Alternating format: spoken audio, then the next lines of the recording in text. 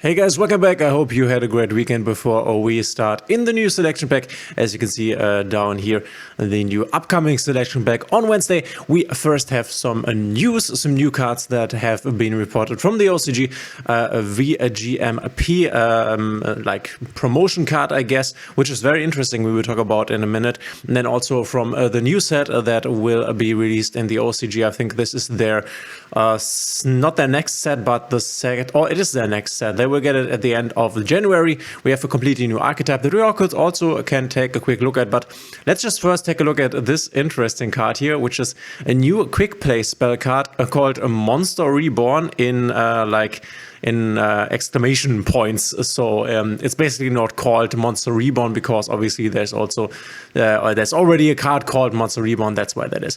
And it says target one monster in either graveyard. So this is cost, so you have to target, and you can't just activate the card and then choose afterwards, which definitely would be better for the card. But let's continue to read. Special summon it to your field, but it cannot attack or activate its effect this turn. You can only activate one spell card, Monster Reborn, per turn. Very, very interesting. So Monster Reborn, a card that has not been played a lot. Still, it's legal. We have sometimes seen it in or as a side deck option, sometimes as a main deck option, but very few uses there. So not a card that anyone is really playing. What do I think of this card? I think this card is way, way better. Is it like a staple card that you want to use in every deck or every side deck? I'm not quite sure, honestly, but the fact that this is a quick play spell definitely makes it a good card, because when you think of how we can use the card, this can obviously, versus the normal Monster Reborn, be used in your opponent's turn, which is quite impactful because this can be used as an interruption to basically remove stuff from your opponent's graveyard that he maybe wants to resummon. And this is also especially important when we think about the upcoming format that we will get, the Fire King, Fire in general, strong format that we will have in the TCG and they have in the OCG already. There's a lot of graveyard stuff, a lot of stuff that wants to be resummoned from the graveyard. So if you can interrupt this by removing the targeted monster that they want to resummon from the graveyard, that's quite strong. Or you could also, there are a lot of use cases, right? You could use it to maybe remove Garunix from your opponent's grave, so that it cannot be resummoned. Very strong. You could also go remove a Promethean Princess, for example, which is a card that we already have in Master Rule. There it was. Why can't I see it? There it is. You could remove her from the graveyard, because if she's in the grave, then if there is a special summoned monster, you can pop a fire monster and a monster on your opponent field. And this also then again triggers Garunix, for example. So there are a lot of use cases for this in the upcoming meta, but it's generally strong. You can kind of think of this like a DD Crow or Called by the Grave. Obviously, it's not the same card. I'm aware of that. The DD Crow can also remove spells and traps, and the Called by could then also negate the monster that it removes, obviously. But you have the upside here that you can keep the monster. Obviously, it cannot activate its effects or attack, which is a downside, but not the biggest one, because you could use it on your next turn. You can use it to attack or to use its effect. Obviously, if you could steal something and then also use the effect on your opponent's turn, that would be quite insane. But obviously, if let's say you do this on your turn, you can then use this. You can't attack, you can't use the effect. That's all right, because you can still use it to, I don't know, link climb into something, for example. So I think this is a very, very flexible card that you will want to play over cards like DD Crow or the Called by in I think a lot of situations. Very, very strong. Will definitely find its way into the meta for some specific metas, I think, especially metas in which there are a lot of monsters in the graveyard that want to use their effect or want to get resummoned or want to be resummoned, like the upcoming Fire King format. So yeah, very interesting one. I'm not quite sure. Let me know in the comments if you know that the newest V-Jump promo is here. Let me know if you know when we will get V-Jump cards. I think the Fire King support, how is it called? The Consort something something was also a V-Jump card. I'm not quite sure in which packs or in which sets we get the V-Jump cards. If you know that, let me know in the comments. But yeah, for this card, very interesting. I think very strong. Also, the design is quite cool with the Dark Magician, and I think this is the alternative art Monster Reborn here, the old school Monster Reborn design, if I'm not wrong here. But yeah, very interesting. And then we can also take a look at the new archetype that we have gotten. I'm not quite sure how we okay, it's called Raika, because every card is called Raika, I don't know. And yeah, I have read this card. I don't want to go over all the cards. It's basically, we can read one of the first ones to understand what it does. You can special summon this card from your hand by sending one insect, plant, or reptile monster from your hand to the grave. And they are basically all like insect, plant, and I think reptile. These are, or even though this does not really, yeah, it looks like a reptile, I guess. But yeah, this is what they need, or what they entertain, like these three types. You can special summon this card from your hand by sending one insect, plant, or reptile monster from your hand to the grave, so you can free special summon it. That's nice for starters. You can only special summon blah blah blah once per turn. If this card is normal or special summoned, you can add up to 2 of your Raika cards with different names that are banished and or in your deck to your hand. That's quite nice, because we will see you will have to banish cards to activate some of the effects. But you could also just add 2 cards from your deck to your hand, which is very, very strong, a very strong searcher. Then banish 1 Raika card from your hand. Also, you cannot special summon monsters for the rest of this turn except plant, reptile, insects, which I guess it's okay for the archetype, but definitely limits you in terms of extra deck monsters, obviously. So you will have to think about when you want to use these effects. And you can see for this effect to add 2, you will also have to banish here, which you could then use the Raika no Marikube to get back these banished cards that you have paid for the effect of the Raika here. The second one is an insect. You can special summon this card from here by placing one of your banished insect, and reptile on the bottom of the deck. You can see that, and we can look at the third normal monster here, which says also you can special summon this card from your hand by banishing 1 insect, plant, or reptile monster from your graveyard. This puts it back. This banishes, and this sends to the graveyard. So you can see that there's a lot of interaction between these cards. Obviously, they are from the same archetype. You can special summon blah blah. Once this card is sent to the graveyard as material for the link summon, and we will see of a Raika monster, we will see that this deck link summons a lot. Target one of your level 4 or lower insect, plant, reptile, or monster from your grave and special summon it in defense position, which is quite nice. We will see in a moment that this deck will tend to link climb a lot, I guess. So having an additional body to link with, it's quite nice. And then we have the third one here. You can special summon this card from here by banishing 1 insect, plant, or reptile monster from your graveyard, which is nice because we have sent them there for the effect of the first one we read. You can discard 1 insect, plant, or reptile monster, then target 1 face of monster your opponent controls except blah blah blah, return it to the hand. So you have a bounce here that you have to discard 1 for. It's quite nice. You can also summon all of them by normal summon because they are 1, 3, and 4.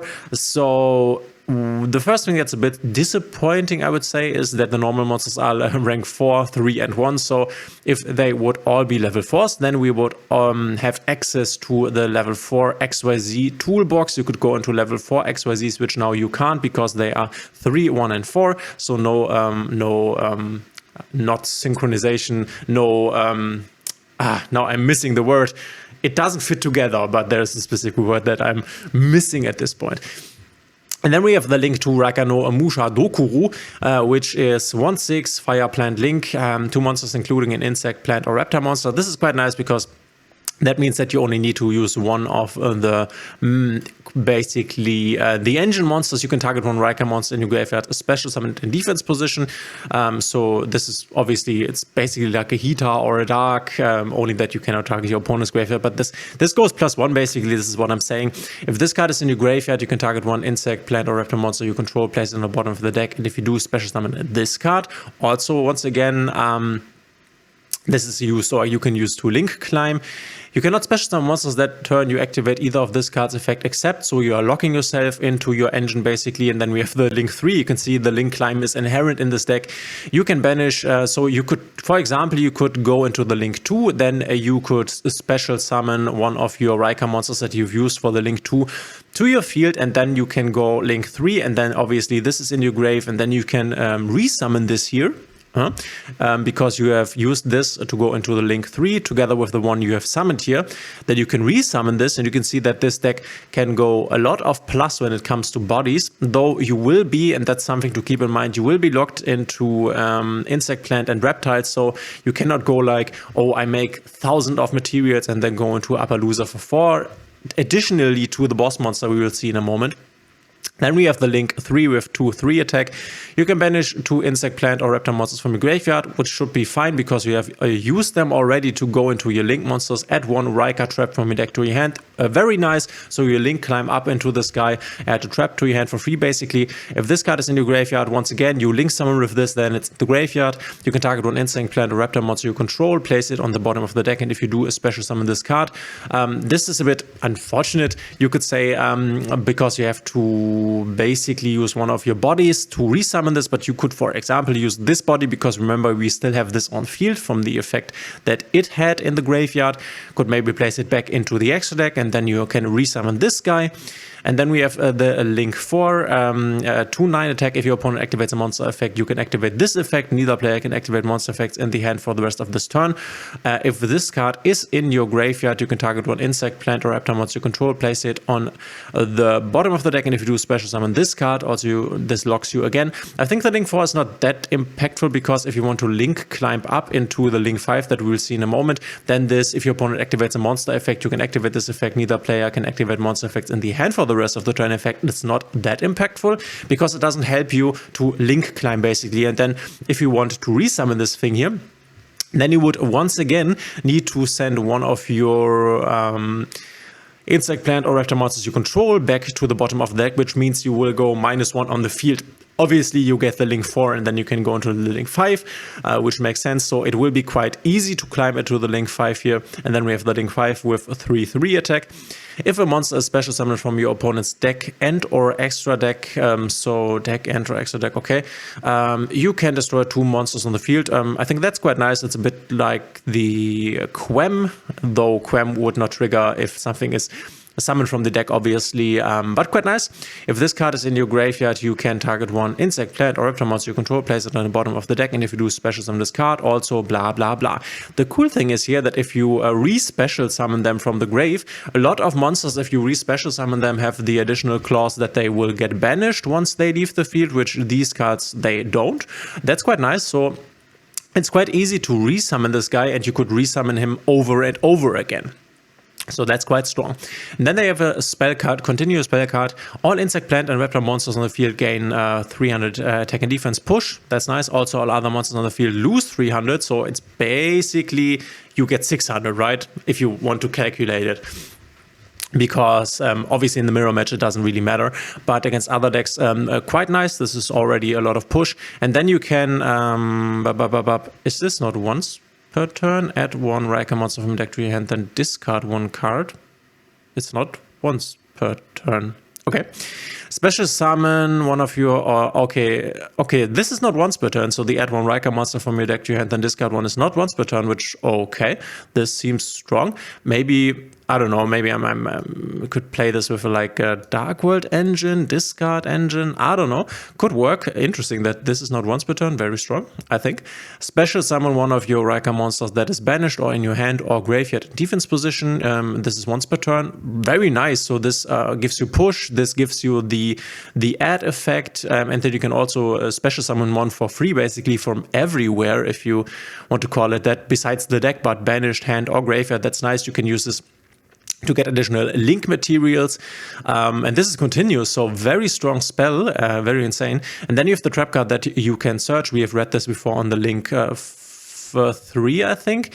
Normal trap target cards your opponent controls up to the number of insect, plants, and reptile link monsters you control with different types. Okay, they have different types then. This is an insect, reptile, insect, plant. Okay, interesting. Destroy them. If a face-up insect, plant, or reptile monster you control is destroyed by battle or card effect where this card is in your graveyard, except the turn of center, you can banish this card and target 1 monster your opponent control destroyed. Yeah, sounds quite nice. it's a bit, no, I wanted to say this reminds me of the Scareclaw trap card, but the Twin Saw, but yeah, maybe a bit. So I'm not quite aware of how many different link monsters you would have on your end board if you go for like your first turn and you want to end up on your Raika no Dayuga. And then you might already have the trap onto the field. But as I have not played this through, I'm not quite sure how many of the other guys would be on the field. Maybe you will have two, I guess. You could have two, I guess. So the trap would then enable you to basically destroy two of your opponent's cards. The cool thing is that you don't need to destroy your own cards for that. That's nice. And then you have another effect that you then cannot use on the turn this was used. So it's quite nice because it's a nice recursion effect. Because it's quite easily activated if you face up insect, plant, or reptile monster you control is destroyed by battle or card effect. This is quite like common. Then you can just shoot one monster your opponent controls. This also sounds quite nice. To be honest, I think, let me know in the comments what you think of the archetype. But all in all, I would say this sounds quite good. The effects, the link climbing seems pretty easy. You have a lot of recursion. You can pretty easily resummon the guys, especially the boss monster, if you want to call it that. I think the spell card is really insane, really strong.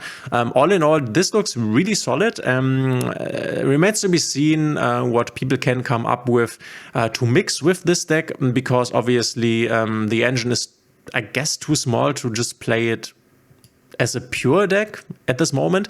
But then again, you will be locked once you use your link monster. So yeah, people will have to find out some stuff.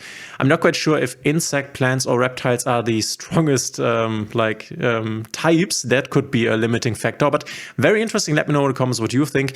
First of all, of the Monster Reborn card, and then also of the Raika cards. Very cool if you ask me. I'm always hyped for new cards, always interested in seeing what they can do. This is something that I enjoy about trading card games the most. I also always loved it when in Hearthstone new cards came out. But let me know in the comments, guys, what you think of the new cards. Thanks for being here if you were here until this point. If you like my content, please consider subscribing, hitting the thumbs up and the notification bell, and we will see each other in the next one.